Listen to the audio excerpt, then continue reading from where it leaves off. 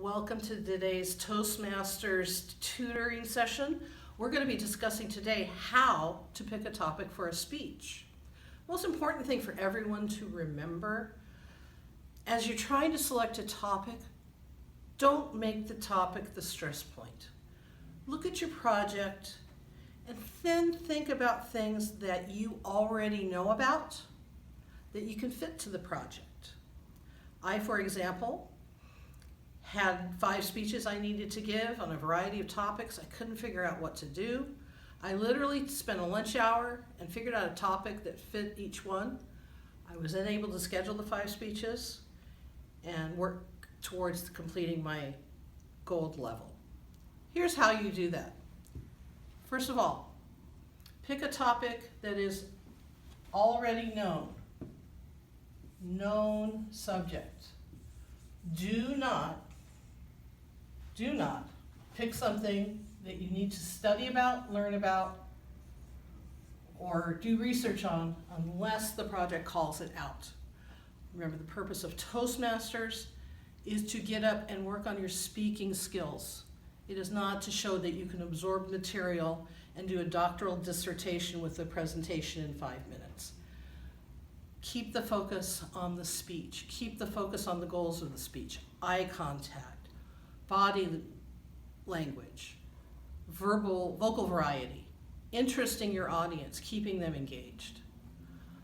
Once you've picked your subject, remember, the most important thing I have learned is keep your topic narrow. Most of our projects are 5 to 7 minutes. You can almost never go too narrow on a topic. I'll never forget the speech I gave about having animals adopt me as opposed to me going out and choosing animals. I've had that happen twice in my life. I chose in the speech to try to communicate both stories. They're both great stories. They're both awesome stories.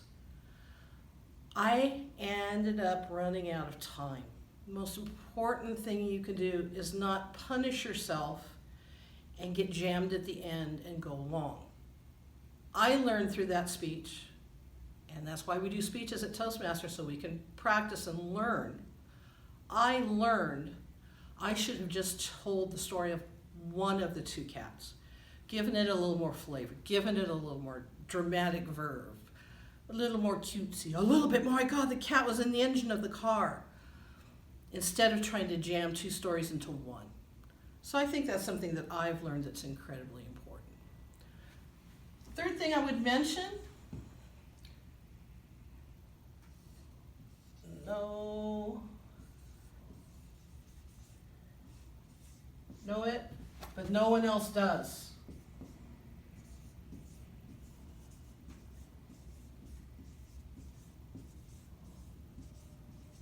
Know it, but no one else does. This is really important. A lot of people will stress while you're giving a speech. I was supposed to say my cat's name was Oliver. During the speech, I start talking about my cat named Tiger. I know it. I know my speech. I know I said the wrong name. Do not betray that to your audience. Portray confidence. Don't let on that you've made an error of any kind.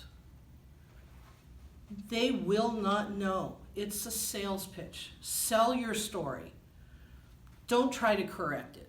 If you go off what you had planned to say, embrace it. Stay mindful of the clock if you vary from what you practiced.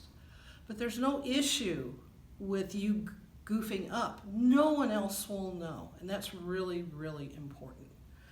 The final point I'm going to give is watch your time. This is a huge challenge for almost everybody who speaks. My goal, and what I have learned, is as soon as that minimum time light goes on, I start wrapping up. I edit the speech in my head, I eliminate pieces of it, I begin to close.